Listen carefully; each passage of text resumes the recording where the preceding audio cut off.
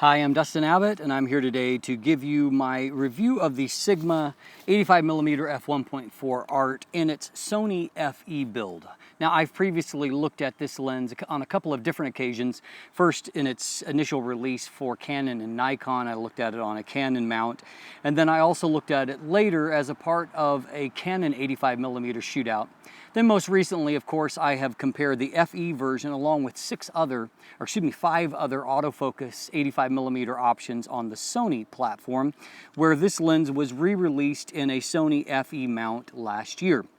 Now, I apologize for my appearance today, which would be even scarier if I had my sunglasses off. I got hit in the face with a softball this last week, and I have a fracture in my jaw, and everything's pretty swollen. So anyway, but I'm going to do my best to get this out for you here today. So this has always been a very large lens. It is the largest in the class, heaviest in the class.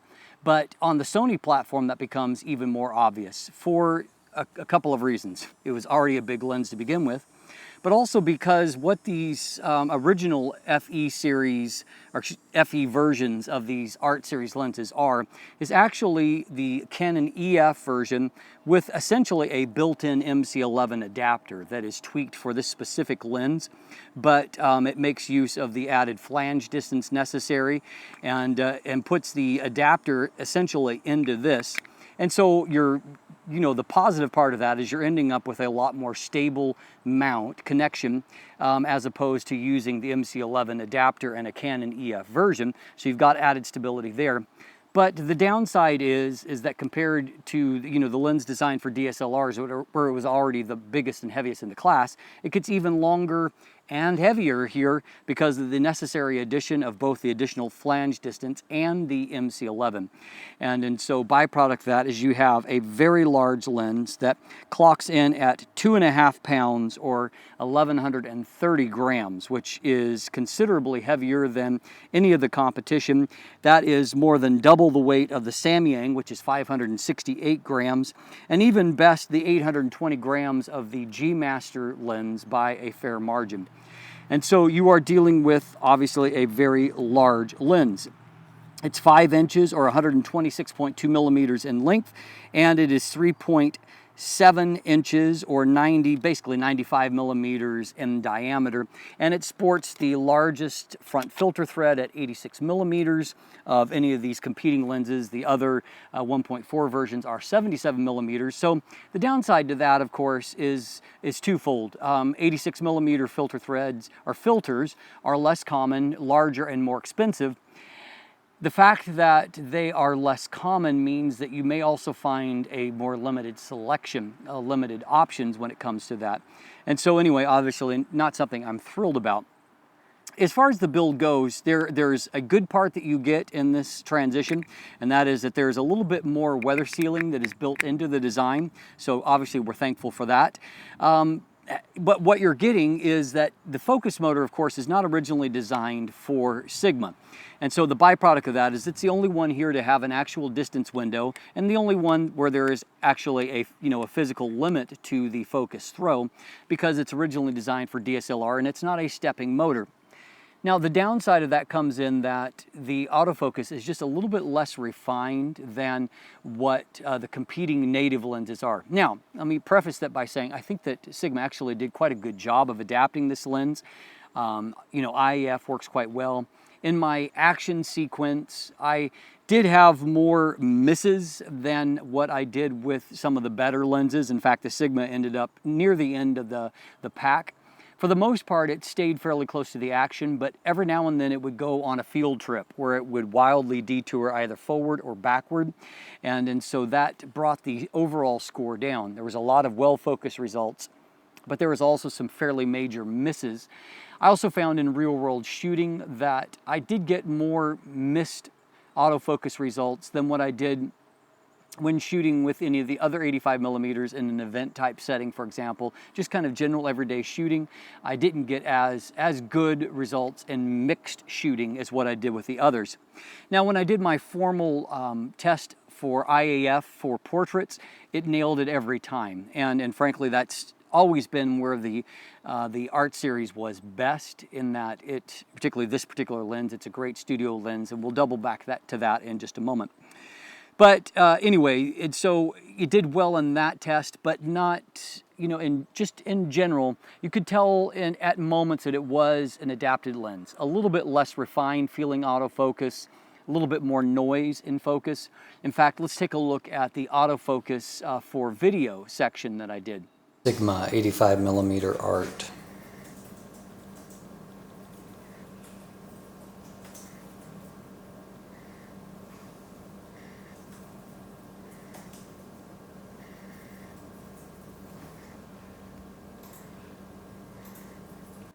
What you'll note there is that there's a little less refinement, and that shows up in that there's a little bit more noise. Many of these competing lenses are essentially silent for the most part in operation in that setting. You can hear some noise of focus from the Sigma. The other thing that I found is that it was a little less refined in terms of there's a little bit more pulsing and settling. It actually did fairly well, but there's just these moments where it betrays that it's not as refined on Sony as what some of the other competing lenses are. You know, the reason why you have such a large lens here, and you know, it's large and it is very nicely built, but the prime reason why it is large like this is because Sigma tried to engineer for optimum image quality. And what I did find with the Art, where it stands out, is that at wide open apertures through f2, it is definitely the sharpest lens in the corners. And in many ways, it's extremely consistent. It is almost as sharp at the very, very extreme corners as what it is in the center of the frame. And so it's very good in the center of the frame, but basically all the other lenses, to varying degrees, are also very, very good. And kind of a big difference between this and the Samyang. The Samyang is basically as sharp in the center of the frame, not nearly as sharp in the edges. Again, it comes down to what your priorities are, what you're trying to shoot. Stop down to f2.8, the G Master actually becomes the sharpest, highest resolving lens across the frame, but there's no taking away from the fact that the Art series lens is the sharpest across the frame at f1.4 and f2. And so very good there. It has very good contrast, though not quite as good as the G Master, which has the highest micro contrast.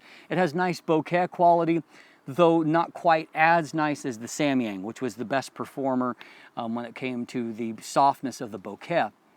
However, the Sigma is really quite good in just about every metric. It does show a little bit of geometric deformation of the bokeh circles along the edges of the frame, but stopping down to f2, not just a one-stop stop down, and you actually get quite consistent circular shapes across the frame. And so it does well with that as well. And so really, image quality has always been a strength for this lens. The one thing I will point out is that you see a little bit more chromatic aberrations than what it typically tests for in really harsh type lighting. Like in this shot, you can actually see a fair bit of longitudinal CA. And I noted that all the way back when I originally reviewed the lens, that it actually chart tests just fantastically for controlling CA. But in some lighting conditions, it slips just a little bit, more so than what the other f1.4 lenses did in similar kind of lighting situations, I will note. So in summation, this lens, it does still, I believe, have a place. That place in particular is for either those that need very, very even sharpness across the frame for your application. I will also note that it's a really good studio lens, in that portraits tend to have really good nuance, rendering of nuance in the face. Skin tones look good. There is nice contrast between light and dark areas, but without seeming artificially sharpened. And so I do like it as a studio lens, and so you might find an application for it there. As far as environmental portraiture, I actually prefer the Samyang a little bit because the quality of the bokeh is a little bit better. And frankly, for environmental portraiture, a high center, 2/3 of the frame sharpness is more important than corners, because sometimes that helps to focus on the subject itself. In the studio, obviously that's, less of an issue, because a lot of times you're controlling things with the lighting a little bit more. Now, at a price point of $1,199, this lens sits basically right in the center of the other two f1.4 options. On the bottom end of the spectrum, you have the Samyang, which is $699, and obviously an extremely strong value at $699. The Art comes in at $1199. This is in all prices US dollars, and so that makes it moderately expensive. However, on the other end of the spectrum is the G Master, which comes in at $1,799. I would say that the Art is probably most likely to be cross-shopped with the G Master for those that are looking for really, really high resolution as a priority, but maybe are looking at the potential cost savings. What the lens is not is a great general purpose walk around kind of lens. It is massive. It weighs twice as much as what the Samyang lens does and feels basically twice as big in hand. And the biggest area where I find this lens to be limiting is that it is so long that in all of my bags, it will not fit standing up. It's too high for that. And so it has to be laid down, where it basically takes up twice as much room as either the G Master or the Samyang for that reason. And so it's not a lens you're just gonna throw in your bag and say, hey, if I shoot it, great. If I don't, no big deal. No, it's a lens you're going to be intentional about bringing along and intentional about shooting with. That's fine if that's what your application is, but other shooters may find that they want a little bit more walk-around versatility, and if that's the case, this is not your lens. I'm Dustin Abbott, and if you look in the description down below, I do have a link to a landing page where I've got breakouts of all the coverage of all these lenses that have been a part of the Shootout, text reviews, image galleries, video reviews, all of those things. So you can kind of collate the data there and make a decision on which lens best suits your purpose if you're shopping for one. Beyond that, there is also a linkage there where you can follow me on social media and you can become a patron. There's linkage in the description if you'd like to purchase the lens for yourself. And of course, if you haven't already, please click that subscribe button right here on YouTube. Thanks for watching. Have a great day.